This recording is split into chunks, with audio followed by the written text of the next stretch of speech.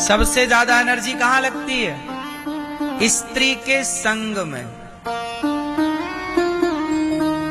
इसलिए कहता हूं कि ब्रह्मचर्य का पालन करना सीखो। आजकल लोग लड़के शादी के पहले 4-4 लड़कियों के संग रहते हैं। क्या होता है? इनकी सारी एनर्जी खत्म। इसलिए आपने देखा होगा आजकल के लड़कों का मुंह धस जाता, ऐसे धस जाता, गाल धस जाते, आंखें बिल्कुल घुस जाती हैं। क्यों? इसने अपनी पूरी एनर्जी पानी में बहा दी, वेस्ट कर दी, ब्रह्मचर्य को बिगाड़ लिया। ब्रह्मचर्य की एनर्जी समाप्त। फिर बचा क्या? ढांचा बचा। ढांचा है आपके पास, एक थप्पड़ कोई मार दे तो आप गिर जाओगे। चुसा हुआ आम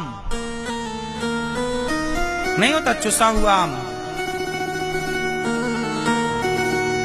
ऐसी हालत हो जाती है। इसलिए अपने बेटों को ये बात बताओ कि बेटा ब्रह्मचर्य क्या है। ये ब्रह्मचर्य केवल पुरुषों के लिए नहीं होता, स्त्रियों के लिए भी होता। स्त्री भी ब्रह्मचारी बने, पुरुष भी ब्रह्मचारी बने।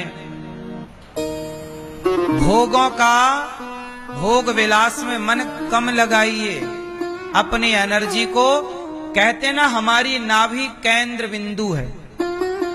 हमारे शरीर का केंद्र बिंदु क्या है?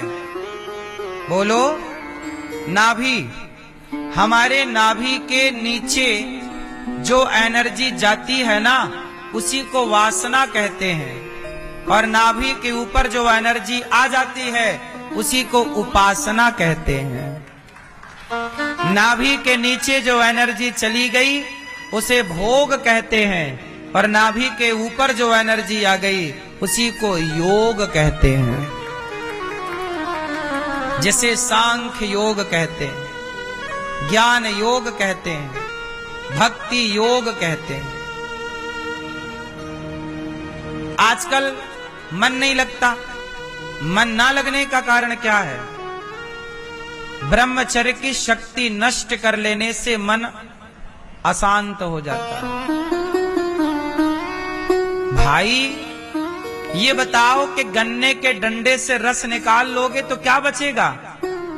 बस वही है।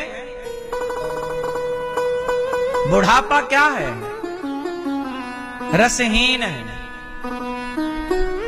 वही गन्ने के डंडे की तरह, रस खत्म, बुढ़ापा।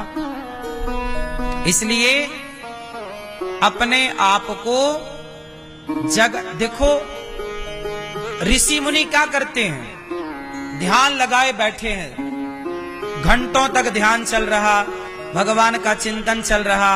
क्यों? आपको पता है आंखें खोलने में भी हमारी एनर्जी वेस्ट होती है, पता आपको? भाई आंखों से जो देख रहे हो, ये भी तो एनर्जी ना वेस्ट हो रही है हमारी। हम सुन रहे हैं फिजूल की बातें, एनर्जी लग रही है। अच्छा ये बताओ, सच बताना, जरा ध्यान में बैठो और अपने दिल में हाथ रखो तो दिल धीरे धीरे धड़कता है, धक धक धक धक धक। बोलो हाँ। जब आप अपने ध्यान में डूबते हैं तो दिल भी धीरे धीरे धड़कता और सांसें धीमी धीमी चलती हैं। अपने आप आपकी सांसें कैसी होती हैं? बिल्कुल धीमी। श्वासों पे कभी नजर रखना सीखिए, सांसें बिल्कुल धीमी हैं। एनर्जी कम से कम खर्च हो रही है ईश्वर की आराधना में, और मिल भी रहा है परमात्मा का साक्षात्कार, अनुभव, दर्शन। और आप देखो, सांसारिक भोगों को भोगते ही आपकी सांसें गहरी चलने लग जाती हैं और आपका दिल धक धक धक धक धक धड़कने लग जाता है। इसका मतलब है कि अपने आप को जितना हो सके उतना मन को भोगों से हटाकर और भगवान में मन लगाओ। अपना भला चाहते हो तो ये आपके लिए है। जो जितना अधिक भोगी होगा वो उतने जल्दी मरेगा।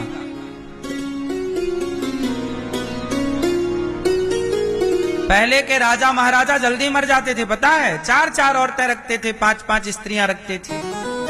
वो तो एक आप लोगों की एक है तो आप 60-70 तक चले ही गए। तुम भी 5 रख लो तो 40 में ही तय हो जाओगे। लिखवा लो हमसे, 50 के भीतर तुम फ्यूज। बोलो हाँ। वो तो भगवान कृष्ण है कि 16,108 पत्नियों के होने पर भी, सबसे 10-10 बेटा और 1-1 बेटियों के होने पर भी भगवान सदा जवान है, सदा सुंदर है। नाम है श्याम सुंदर, वीर्यवान है भगवान। इसलिए अपने बच्चों को ब्रह्मचारी बनाओ। इसलिए हमारे यहाँ पहला आश्रम ब्रह्मचर्य आश्रम, दूसरा आश्रम गृहस्थ, तीसरा वानप्रस्थ और चौथा सन्यास। पहला आश्रम ही हमारे यहाँ क्या है? ब्रह्मचर्य। पहले ब्रह्मचारी बनो, फिर गृहस्थ में जाओ। अब आजकल लड़का लड़की लिवन में रहते हैं, ब्रह्मचर्य पहले ही बिगाड़ लेते हैं और ब्रह्मचर्य बिगाड़ के फिर गृहस्थ में जाते हैं, तो फिर बाद में रोते, महाराज जी बच्चे ही नहीं पैदा हो रहा है। कैसे होगा? जिस पदार्थ से बच्चा पैदा होता है वो पदार्थ समाप्त हो गया तुम्हारे भीतर से। शरीर भी तो एक मशीन है। पहले ही आपने अपने ब्रह्मचर्य को बिगाड़ लिया तो अब बच्चा कैसे पैदा होगा? बच्चा पैदा करने के लिए जो पदार्थ चाहिए वो पदार्थ तब बनता है जब स्त्री पुरुष ब्रह्मचर्य का पालन करते हैं। आपको पता है? बात समझ में आ रही है कि नहीं? ब्रह्मचर्य का पालन करने के बाद ही संतान उत्पत्ति होती है। इसलिए आपने गाय और भैंस और बकरा और बकरी को देखा होगा, शेर और शेरनी को देखा होगा। शेर शेरनी रोज भोग विलास नहीं करते, गाय बछड़ा रोज भोग विलास नहीं करते। नंदी, जब गाय साल में एक बार, जब उसे गर्भवती होना होता है, तब वह नंदी के पास जाती है और नंदी के द्वारा गाय साल में एक बार गर्भवती हो जाती है। उसके बाद ना नंदी गाय को परेशान करता है, ना गाय नंदी की तरफ देखती है। सोचिए, साल में एक बार गाय नंदी के पास जाती है, एक बार सांसारिक सुख लेती है। यही हाल बकरा बकरी में भी है। बोलो हाँ। हर प्राणी, शेर शेरनी में भी यही सिस्टम है।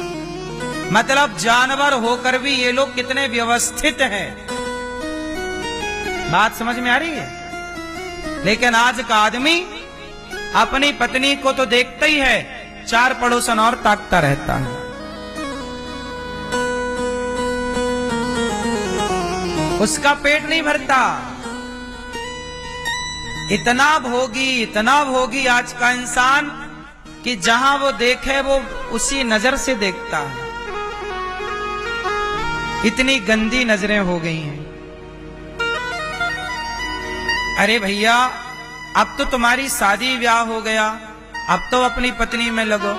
नहीं, अभी भी वो ताकता रहता, सामने वाली खिड़की में एक चांद का टुकड़ा रहता है। अभी भी उसे सामने वाली खिड़की में चांद दिखाई पड़ रहा है और खुद की चांद निकल आई। खुद की चांद नहीं दिख रही उसे